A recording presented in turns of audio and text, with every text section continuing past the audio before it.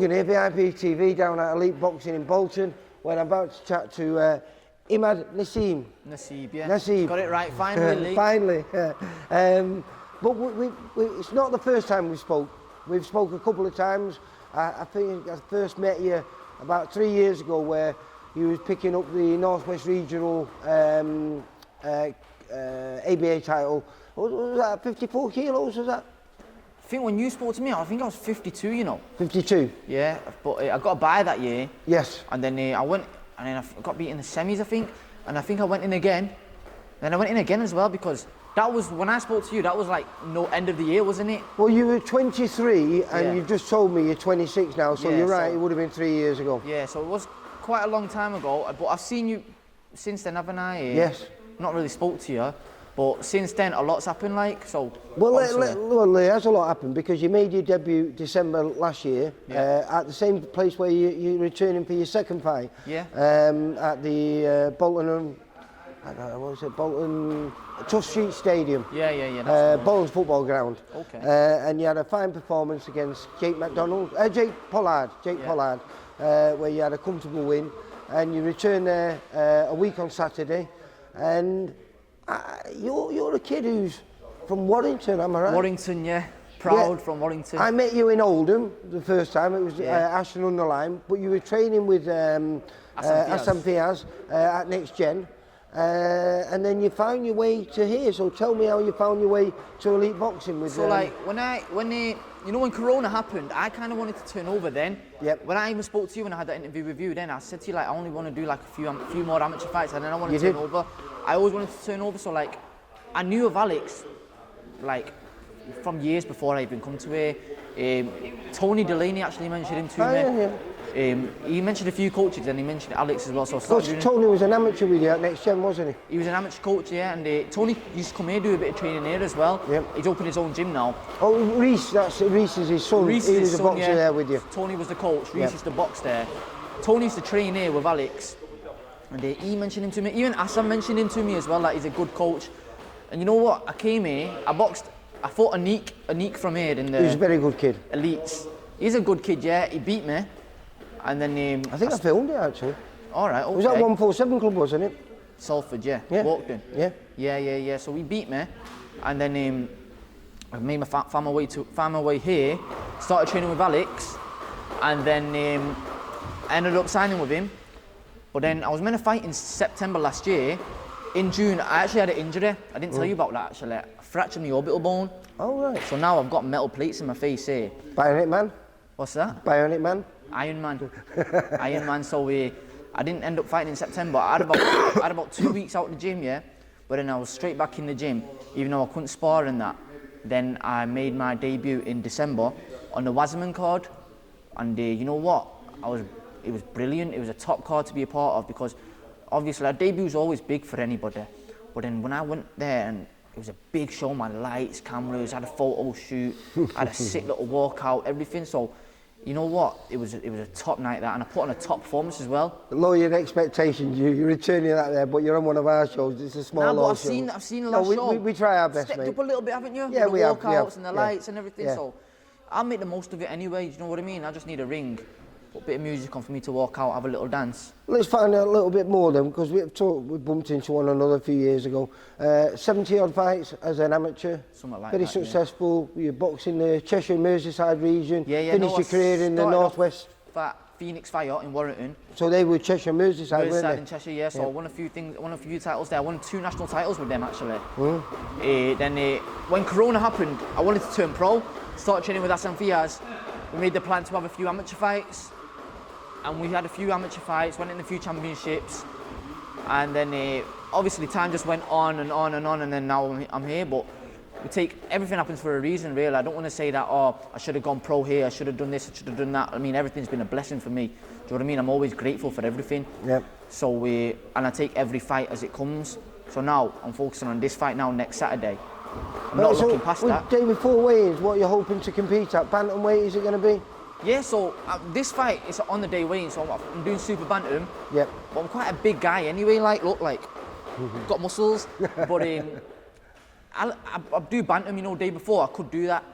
Alex did mention maybe Superfly, maybe. I don't want to say yeah, but you know, back You when I never spoke know. to you, Yeah. I was fighting 52. I was weighing at like 51 and stuff, and I was what, 22? So I wasn't a kid. 23, I think 23, you said you so I was. wasn't a kid, and I was still making the weight then. Yeah. But we'll just have to see. I'm taking, as I said, each fight as it comes. So you're excited for them then, because you've no idea, but when you know that in your weight category, you can move very quickly. Yeah, So exactly. if you can get these early learning fights out of the way, because this is what it is, we've got you, I think, Stephen Maguire, and who you know fairly well, because he's boxed a few lads. He's boxed one of your stablemates here, one of the coaches here, Mikey Young, didn't he? Yeah. Very busy kid. Livewire, which is his ring name, is very appropriate because he's busy. But I think, wouldn't that suit someone like you? Because you're a bit of a hard punching counter puncher. Is that how you describe yourself? Yeah, you know what, you described me perfectly then, to be honest with you, because when I made my debut against Jake Pollard, and you know what, Jake's a tough kid, man. He's very compact. Yeah. You can't really, you know when somebody, a lot of these learning fights at the start, they don't really come to. They're not going to show you much, are they? Nah, they come to maybe survive sometimes, so they're very compact and you can hardly. But I think you should take that as a mark of respect, because 100%. they don't if you're not up to it. Yeah. But if they feel in the first round, they'll suss you out. I know people, who've lost against these type of people, and I know them very well. Do you know what I mean? Yeah. So it's a fight at the end of the day. You get caught, anything can happen. But so as I was saying with Steve Maguire, if he's going to come and he's going to try and hurt me and he's open for shots, he's open to get caught, then I can show my skills in a better way. So even though I showed him well against Jake Pollard, where he wasn't really engaging much with me, I still look good, but I can look even better when somebody's trying to hurt me. Yeah. No, listen, I've watched you. I think normally I like to think I'm a lucky charm, but I think I have filmed you on 2 occasions, and both occasions you lost, but both times. Flipping it, Lee. I know, I'm sorry, mate. Don't come my fighting him, man. But 2 quality kids. One of them was a very, very close decision to Lucas Doob from Liverpool. Thought I won that. It was close, mate. I wouldn't have argued if you would have got the decision, but he got the decision. And that was very close. And this year, he won the national title. Nah, he's a good lad, him, Lucas Doob, yeah. So you've always been mixing in good company as an amateur, haven't you? Yeah, you know what? I had about 70 amateur fights there. I was amateur for about 10 years or maybe more. So, I could say maybe I was amateur too long, maybe, but I don't want to say that, as I said, because everything happens for a reason. But listen, I've mixed it with top lads in the amateurs. Even now, when I've come to Alex's here, I've been sparring some top lads. Like, since I come here, I sparred Charlie Edwards, Marcel Braithwaite. I've been having some good sparring recently with a kid called Sam from St. Helens Ways. And honestly, I'm not afraid to say it. I'm not bothered. I'll say it. There's been times where, sometimes when I've been sparring, I've been battered. You know what I mean? But that's what it's about. It's about learning. But there's been some times where I've battered some other lads as well. But do you not think that's brilliant about this place? Because you never know who's going to turn up at a league. This is a place where everyone just, if you need sparring, they just turn up and you get former British champions, European champions. We've had Josh Taylor in here. Yeah. We've had Gary Cullion that were in here. We've had what's that guy's name, man? Just fought on the boxer card. I don't know. There's been a lot of them. Simpson. Oh, Callum Simpson. Callum I've Simpson, been down he was here a few good weeks friend. ago. So everyone comes to this gym for sport. This gym's top for sparring. Do you know what I mean? And obviously Alex is a top coach, man. A lot of people don't really know about Alex. He doesn't get the credit he deserves. But I've met a lot of coaches, and the guy is a good teacher. Anybody can be a good coach, but there's a difference between being a teacher and a coach. What's the best advice he give you? Because he likes to give you homework, doesn't he? He'll say, go on, watch this kid, Who's the kid that he's told you to go home and watch? He always sends different fighters. He likes his old school fighters. Yeah, I know. He gives me fighters that I don't even know who they are. But there's nothing wrong with that, is there? He sends me them, and I'll be honest, I forget the names of that. I've spoken to him a few times, and we've had little conversations and that, and he said, when I mentioned all these, the fighters of this era, like Javonta Davis or Devin Haney, was like, oh, they're shit. I was like, no, they're not, mate, they're good. But he talks about all these old school fighters, people I don't even know, I'll be honest with you, black and white videos and that, you know what I mean? So who's the person that you've watched that he's told you to and you've gone, honestly, I think you might be right. I couldn't even tell you, he sends videos every day in the group. I don't even look at the name yet, just watch the videos, because I'm fighting Southpaw, aren't I? But it's not just him who sends them, it's a group where Lee Gormley sent a video the other day. Again, he likes his old school boxing in it, so I don't even know who these fighters are, to be honest with you. I couldn't tell you the names. Sorry. Well, a quick one before we go, because we're going to catch up with you on the 28th down in Bolton. Who's your favourite fighter of present day at present? Who's Right the guy? now? Yeah. You know what? It was Devin Haney, yeah? Because I like them out the ring as well, but the guy's gotten a bit... Sometimes he can be a bit weird. I like Javonta Davis. He's a beast, man. Tell you who's one of my top fighters, I'll be honest with you, yeah? Go on. My mate, Shabazz Masood, mate.